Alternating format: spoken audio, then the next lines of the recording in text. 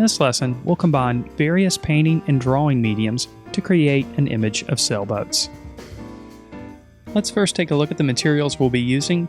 We'll be working on 140-pound cold-pressed watercolor paper. We'll create our initial sketch using an F graphite pencil, then we'll go over the top of that with a bit of pen and ink. We'll add watercolor washes using watercolor, and then we'll enhance the watercolor washes with a bit of gouache, which is opaque watercolor, and then we'll increase the contrast and make the colors a little bit more bold with colored pencils. We'll first begin with the graphite pencil and establish our horizon line, or basically the line where the sky meets the ground. In this case, we can't necessarily see the horizon line, but we have a good idea of where it's located. In this case, we'll place it just below halfway between the top and the bottom of the picture plane.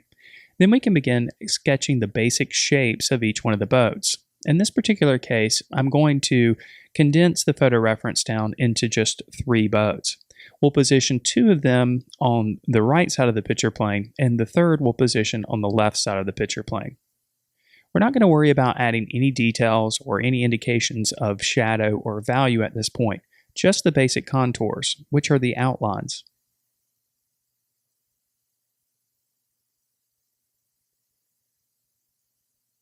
As you can see, we can sketch quickly and loosely. In fact, the final result in this image should appear rather loose and sketchy. You'll also notice that the coarse texture of the cold-pressed watercolor paper does affect the graphite marks that we make here. Some of our marks are broken, but that's okay since we're going to be covering up all of these graphite applications with our subsequent applications of the various mediums that we're using. We'll include each of the masts, and we'll also add a few indications of some of the ropes that extend their way down from the top of the masts. Now moving on to our third boat, we'll allow a little bit of space between the first 2 that we drew and the third that we're adding. This will help balance the image a bit and create a more asymmetrical composition.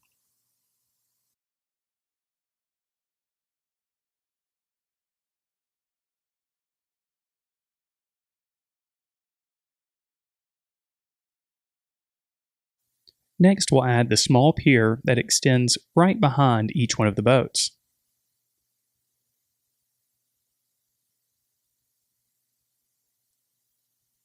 We'll also add a few of the posts that extend up from each one of the piers, and also the ones that are just outside of the edge of each one of the boats.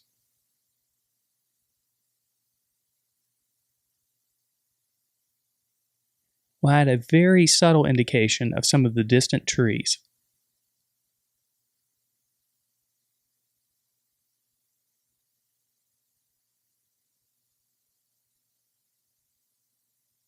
Now that we've got our initial sketch and graphite in place, we'll start to create the pen and ink drawing. We'll apply pen and ink mostly to just the boats and the pier. We'll start by just simply outlining all of the contours that we created with the graphite pencil. We can add additional details as we see them, and we can also use some subtle hatching to begin the process of developing some of the values. We can add the railings on each one of the boats using simple lines.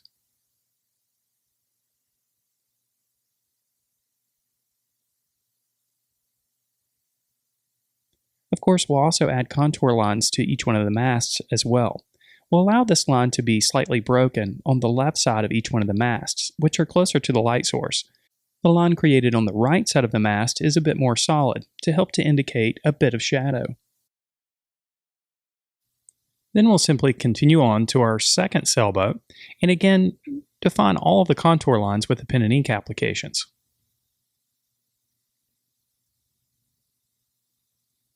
We'll add a few indications of some subtle details, while keeping the drawing rather loose. We'll also add additional hatching for some darker values.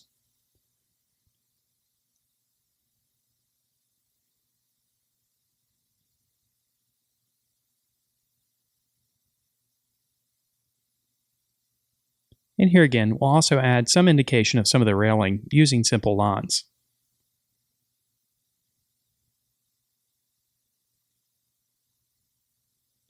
We'll continue working our way to our final sailboat, But before doing so, we'll give some indication of the distant pier, as well as the poles that extend their way up from the water. We're leaving out some of the details obviously here, because we want our final image to appear rather loose. Remember, it's ultimately up to you what you include in your drawing and what you leave out.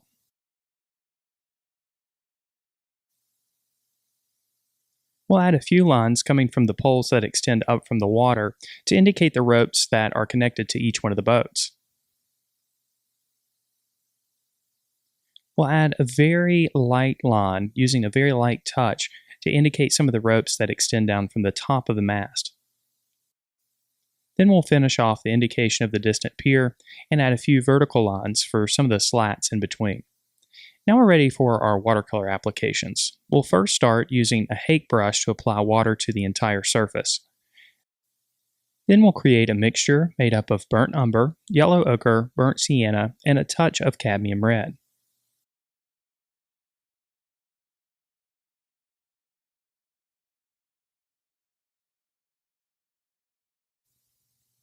Using quite a bit of water and the hake brush, we'll apply this mixture to the entire surface.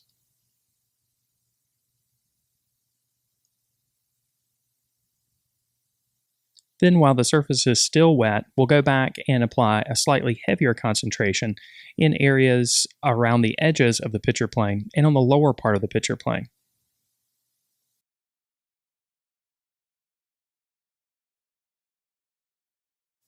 Now we're ready to mix up a color for the distant trees. We'll use a bit of ultramarine, a touch of sap green, and burnt umber to create this color. Then using a smaller round brush, we'll fill in the overall shape of the distant trees. We're not going to worry about details here. Instead, we just want a shape of color. As we apply this color, we'll allow for some variety in the mixture. In other words, we'll allow the ultramarine to dominate in areas and the burnt umber to dominate in areas.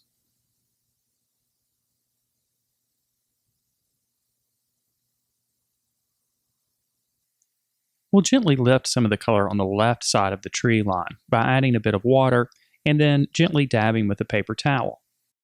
We'll add a slight orange tint to this area by adding just a touch of burnt sienna to our mixture.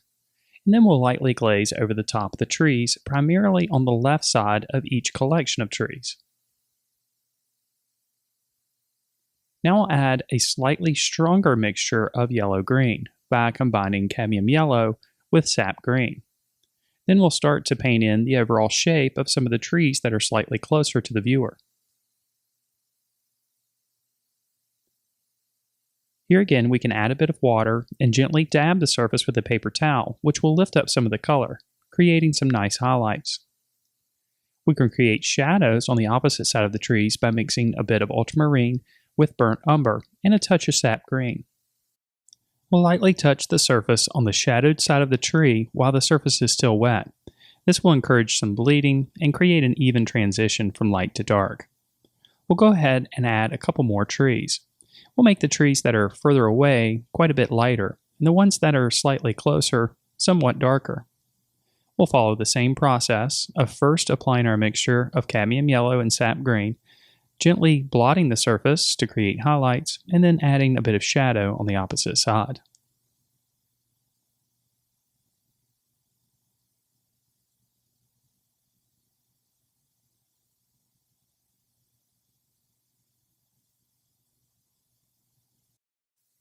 Using the same mixture that we used for the trees, we'll paint in an indication of the hill that is slightly off in the distance.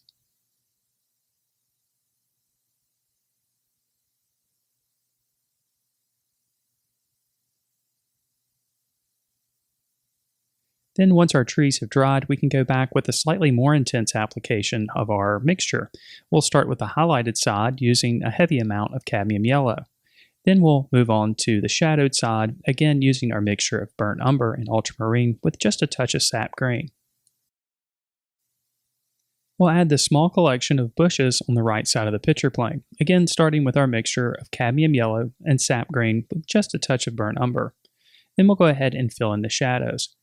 Since this bush is closer to the viewer, the contrast in value is going to be quite a bit stronger. This means that the darker values are going to be slightly more intense. We'll bring some of these slightly more intense shadows up into the trees as well.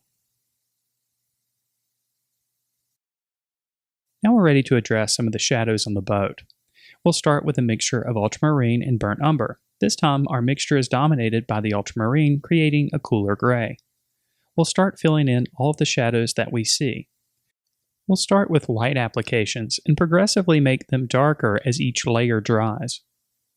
This gives us full control over the resulting value that we create.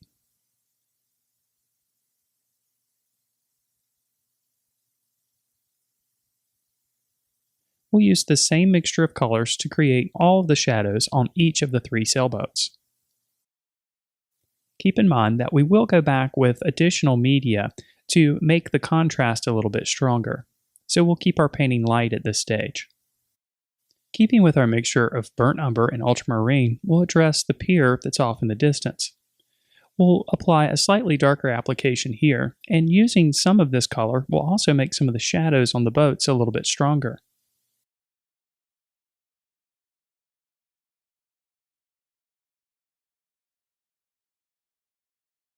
We'll also apply this mixture to the shadowed side of each one of the posts, taking care to leave an area of highlight on the left side, which is closer to the light source.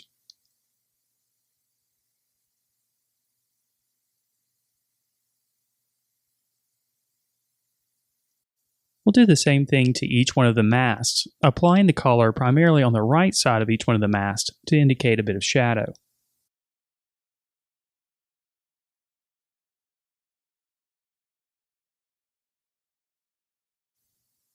Then we can go back to the body of the boats and add a bit more shadow in areas, this time with a slightly more intense mixture.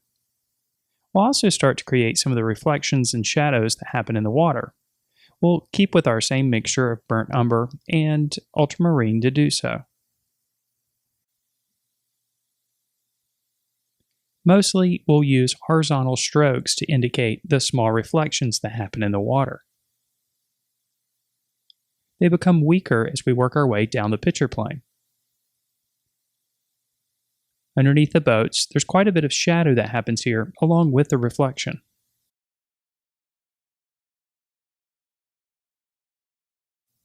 As we work our way down, we're careful to leave areas of the lighter value underneath showing through.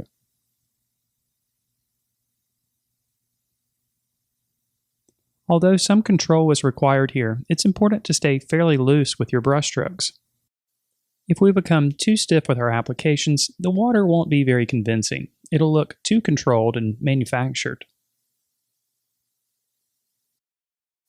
Just as we did with the core shadows on the boat, we can go back and make some of the shadows and reflections a bit stronger with additional applications. We'll slowly and patiently continue to develop additional contrast in this area by layering over progressively darker applications.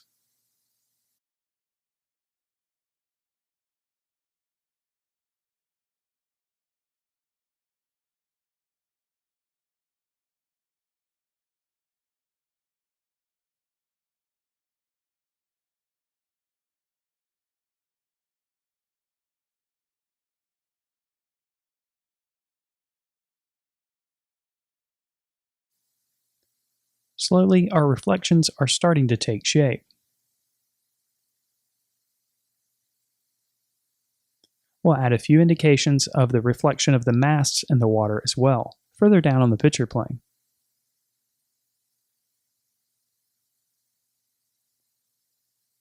Now we're ready to add some color to the boats. We'll start here with a pure application of ultramarine. We'll add these pops of color in various locations, including the small little bumpers beside each one of the boats, and also to the sail covers. We'll make sure to use the same color on each one of the boats to create some unity in the image. We'll also apply a couple of stripes on a few of the boats using the same color.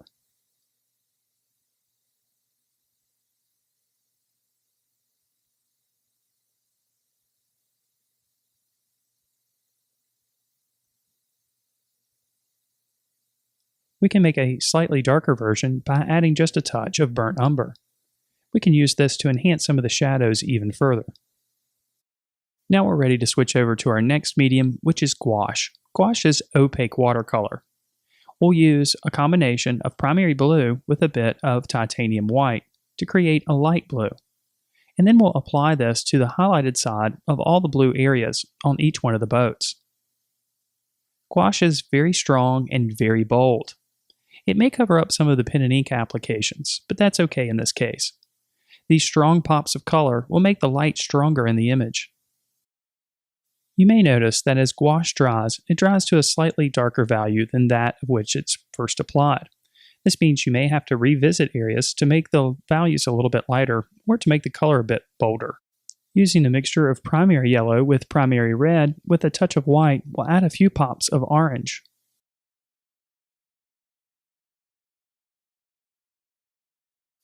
We'll also echo this orange in the reflections in the water.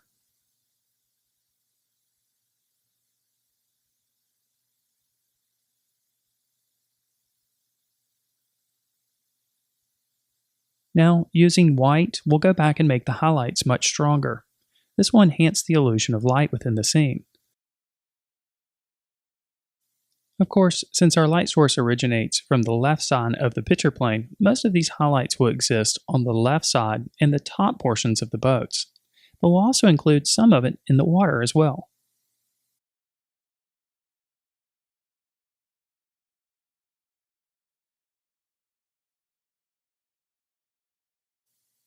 We'll continue working our way across the picture plane, adding highlights to not only our first boat, but the post in the water, and then we'll begin applying highlights to our second boat.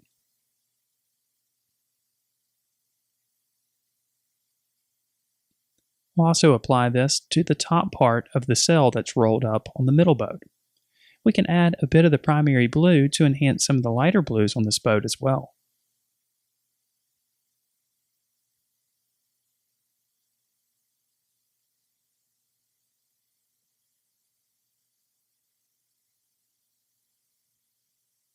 And we'll do the same on our third boat.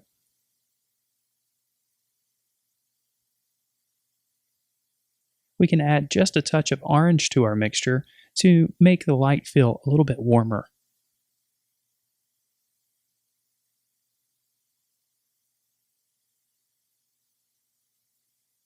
Now we'll strengthen up the highlights on the masts using white.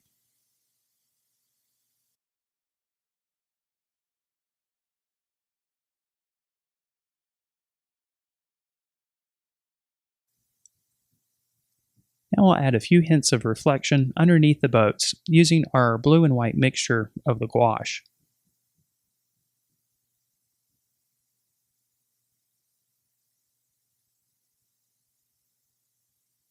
Now let's move on to our last medium, which is colored pencils. We'll start here with an application of 90% warm gray. I'm using Prismacolor Premier pencils for this, but you can use any brand that you wish. We're going to enhance the contrast with these colored pencils and also make the colors a bit stronger. So we'll start in the shadowed areas, underneath the boats, and in the reflections of the water. Just as we did with our brush strokes early on, we'll make sure that our brush strokes here, or our pencil strokes, are mostly horizontal. We'll bounce around a bit with the colored pencil applications. Here we're enhancing some of the core shadows on the boat before revisiting some of the reflections in the water.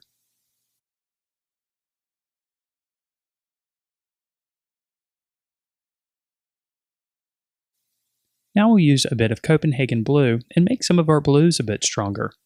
We'll work primarily in the areas of mid-tone. And we'll be sure to echo this color in some of the reflections in the water.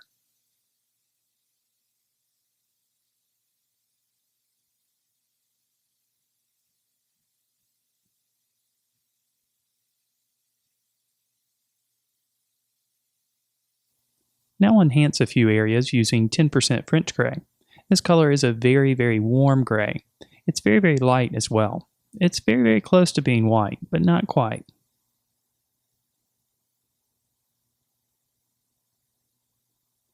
Now we really want to make those highlights pop a bit more, so we'll switch over to a pure white colored pencil and make them quite a bit stronger.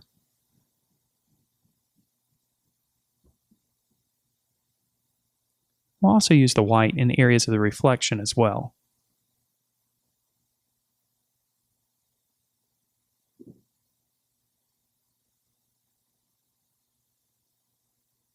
We'll add a few highlights to the distant pier, and also continue strengthening up the highlights on the boats. Now let's enhance the trees. We'll start here with an application of chartreuse, primarily on the side of the tree that's closest to the light source.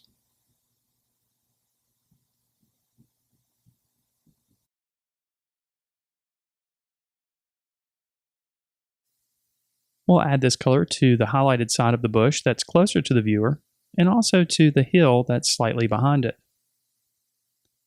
Then we'll address the midtones using a bit of moss green.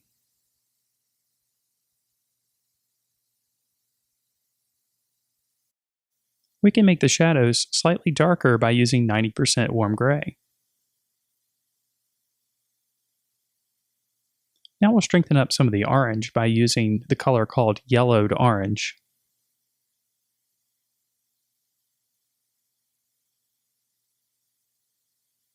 We'll also echo this in the reflection.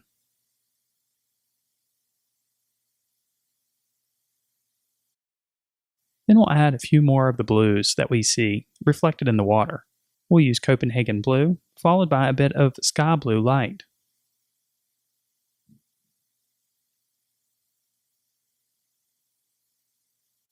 We'll also use a bit of the sky blue light on some of the highlights on each one of the boats.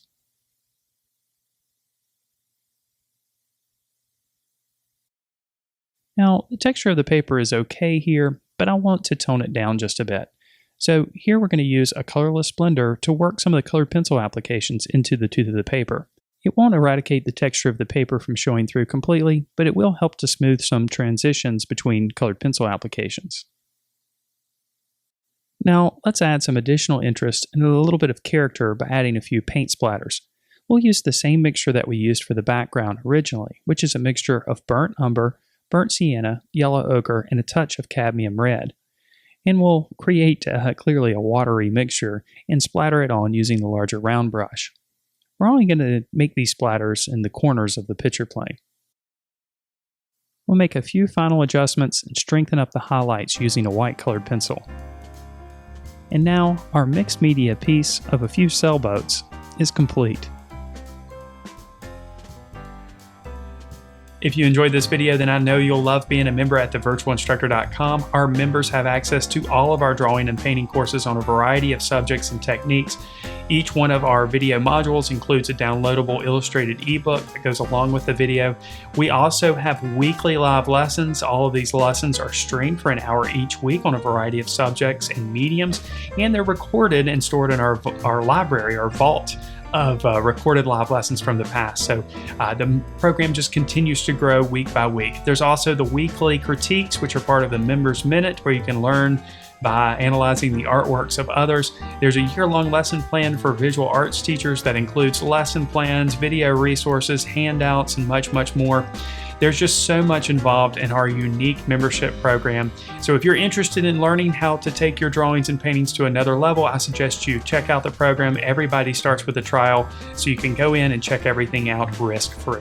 Thank you so much for watching this video, and I wish you all the best in your artistic success.